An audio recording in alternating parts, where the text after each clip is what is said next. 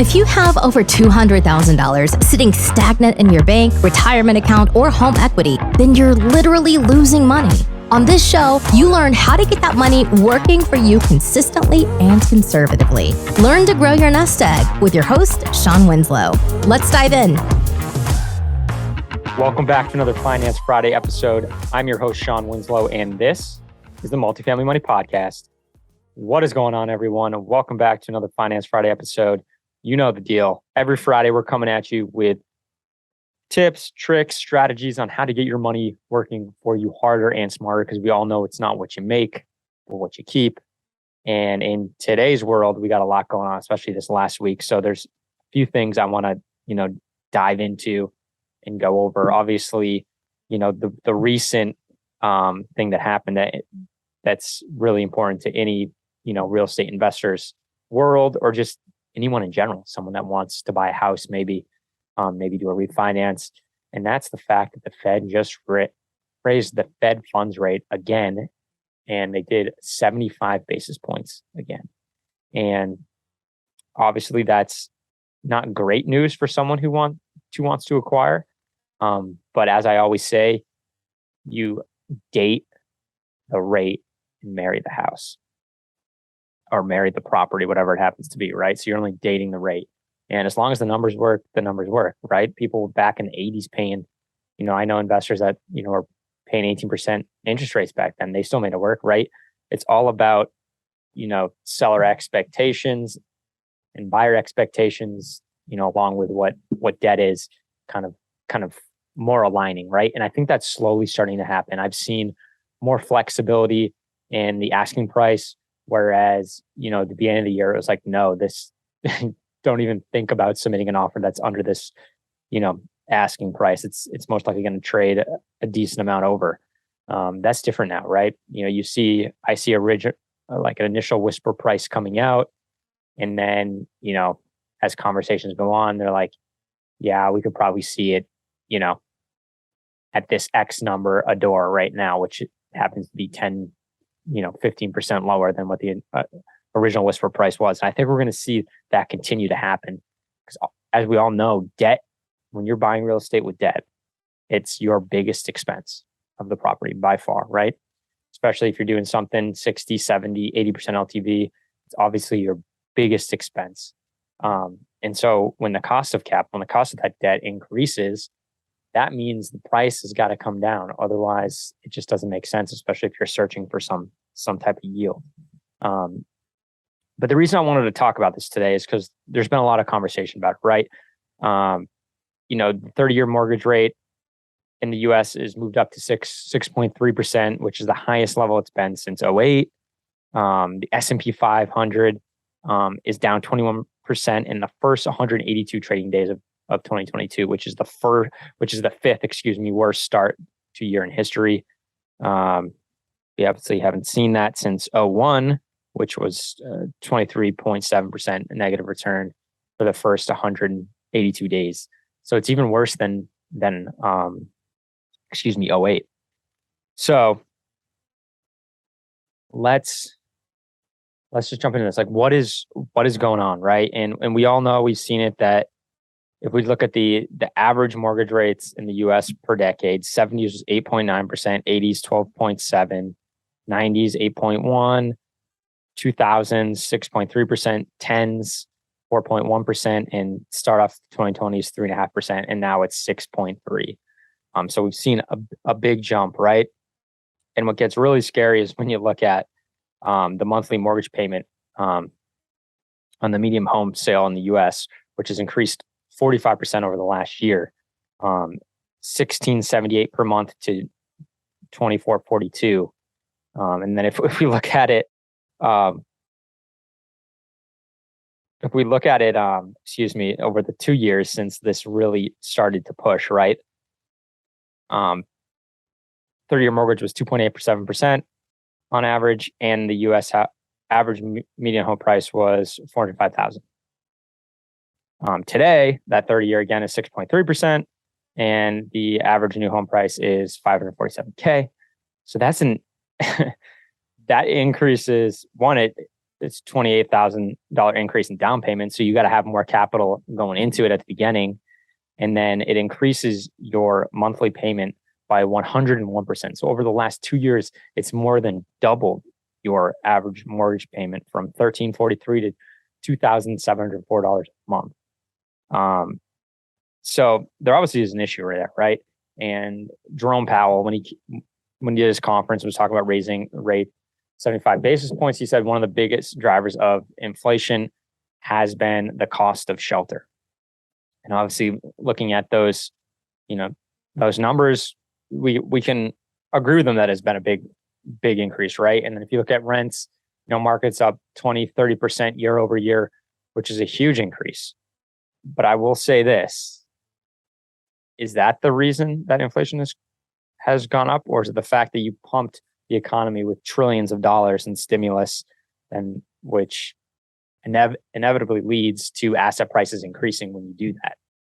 And so his theory is to not necessarily crash the housing market, but have a big enough correction that brings it back down to a more affordable levels, including, purchase price and then rent too. And then eventually when that comes, interest rates can peel back. But that's not what is the major driver of purchase price and so on and so forth. The best rent control is controlling supply and demand to increase supply greater than demand. And what that does is obviously lowers the demand. There's more supply. So you don't have the rents kind of adjust with that, right? Because you're fighting over, more or less opportunity to get a tenant in, right? Because there's more units to fill. Whereas now it's the opposite. There's not enough supply. So it's flipped, right? The tenant is now fighting to get a unit. Whereas if you increase supply, the landlord is fighting to get a tenant. And I've seen this personally, and I have friends who are investors, colleagues that have seen this where, tenants are literally, in some instances, not all, but in some instances are actually like negotiating price upwards. Like they will pay more to lock up a unit. And, that has to do with not enough supply. And if you continue to increase rates, that's going to dampen construction because it's going to cost more to borrow money to develop. That's plain and simple. So it's not going to help the supply and demand curve in the long run. It's actually going to hurt it. This was similar to what happened in 08. Obviously, 08 was different, but in the sense that there was a major correction. So it dampened construction. People were very fearful what was coming, so they weren't going to develop. And that set us back. I've shared the numbers before where, over the decades, average number of homes created or units created throughout a decade is, somewhere around 18 to 25 million household formations, right? Or units created. And in the tens, due to 08, it was about 5 million. And we could see that again if they continue to, if that's his strategy, which I understand we need to squash inflation. But if that's his strategy, then it's going to create less and less development. And we need more than we already are doing right now. And that's just going to drive rents up. And so I wanted to talk about this because I had a conversation with a potential investor. They had a lot of their money in the stock market, and you heard the numbers I just read. Fifth worst start to a year in stock market in S&P 500 history, down over 20%. They're fearful and they're like, but I know I need to diversify and get my money into something else. But like, look what's happening with real estate. They're raising interest rates. There's a talk about a correction. What's going to happen? And so I simply said, yeah, there is a lot of risk, right? But you got to balance the risk. Where do you just continue to ride that roller coaster of the stock market? Maybe it comes back a little bit and it's not down as much, or maybe it could go down even more to close out the year. Or you put it into something else where there still is risk. I'm never going to say there's no risk. But to my point I was making before, this actually helps rental real estate. Cash flowing asset. We've already talked about it. It's a great hedge against inflation. But also, even when interest rates are rising, yes, it's costs more to acquire now, 100%. And like I said, there's got to be some type of, balance there where, expectations from sellers and buyers are more in line, of course, 100%. But if you're increasing interest rates, one, people now, like I mentioned earlier, are now going to have $28,000 more for a down payment. That's not just $20,000, $20,000 more for a down payment. So say you needed, $100,000 for a down payment on your home. Now you need $128,000. And on top of that, your mortgage payment has doubled over the last 2 years. That's going to cause people to continue to rent until that adjusts. And now that's going to cause developers to not want to build because cost of construction is going up due to borrowing costs, right? It costs more to get debt to build. So then that's just going to do the same thing. It's going to, dampen the supply. The supply and demand ratio is going to get even worse, and more people are going to want to have rent, right? So demand for renting is going to go up even more, and it's just going to create rental rates to go up because that's what happens when it's common supply and demand. So if his big thing is, Jerome Powell's big thing is the increase in shelter is the main driver of inflation, what he's doing is going to create the cost of shelter to go up even more. So the benefit of that, obviously, it's not great for those, renting and those that would prefer to buy. That's obviously not great. And I'm not going to sugarcoat it anyway other than that. But for people who own rental real estate, it's going to be a big benefit. So it's a great way to diversify right now. Yeah. Debt is really expensive right now compared to the last, 10 years. However, it's not that expensive compared to historical data. And once properties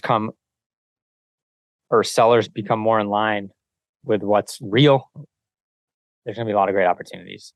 And compounded with the fact that there was a lot of properties that were bought with floating rate bridge loans, for instance, over the last 2 years, we could see some people have to sell. Because if SOFR, which is the index, if you're not familiar with that, it's the index that now most floating rate instruments float off of. Used to be LIBOR, and now it's SOFR. And so I think I looked, and it's close to 3% SOFR last time I looked. And so then they're going to put a spread on that, right? The lender's going to put a spread on that 3%, and it floats, right? So if say the spread is 3%, right? 3.5%, so you're at 6. Say then SOFR jumps up to 3.5. Now you're at 6.5, and it jumps up to, and then it jumps up to 4. You're at 7%, and that's only that's only if you buy a cap. So the cap means it's only going to be a 3% buffer, right? Or 2%. Usually you buy like 2%. Whereas if you don't, then it could compound and go up even more because they base it on risk, right? So I think you're going to see a lot of opportunities compete because as the debt service increases, it's just not going to make sense for them to keep doing that. Even at a refi, it might not even make sense. So they're going to have to sell. So I think there's going to be some opportunities. But the point of this episode is that even though the cost of debt, your biggest expense, is going up, this is going to still drive demand to rent, which only benefits those who own rental real estate. So I'm going to continue to buy. Obviously, yeah, you want cheaper debt, but I think this is going to present some opportunities, may even dampen some competition for those that want to take a step back. So I just wanted to get on here and share that. Hope this brought some value and kind of some clarity to the situation, because obviously everything's fluid. The dust has still got to settle for those looking for fixed rate, which I think is what you should be buying now, but there is circumstances that you may not. You want to be looking at the 10-year mostly, and that's at 3.7%. That's high, right? A month ago it was below 3%. It was like 2.7. So it's gone up 100 basis points pretty much in a year, or excuse me, in a month. That's high. It's almost at 4%. There's obviously going to be a spread on that. So yeah, it costs more. It costs more to take on debt. But hey, a deal can still pencil. If it pencils, it pencils. And the demand for rental real estate, for renting, is only going to go up. All right, everybody, I just wanted to get on here and share that with you. Always remember, easy doesn't pay well, and instant gratification is self-destructive. So not only get out there and work hard for your money, but have your money work hard for you so you can create the life of your dreams. We can all make this world a better place. All right, have a good one. Catch you on the next one. Hey, this is Shawn Winslow. After being in the financial service industry for years and having candid conversations with good people just like you, I realized that so many of us are wanting an investment strategy that provides solid returns and consistent income without the bumps in the road. There's little known secret that your financial advisor doesn't want you to know. There is an investment out there that is less volatile and the returns are stronger. Get more details by going to greenbriercg.com and clicking on the free e-report. And by the way, if this show has provided you any value, then feel free to leave an honest written review and of course share it with a friend who needs it. See you next week for another great show.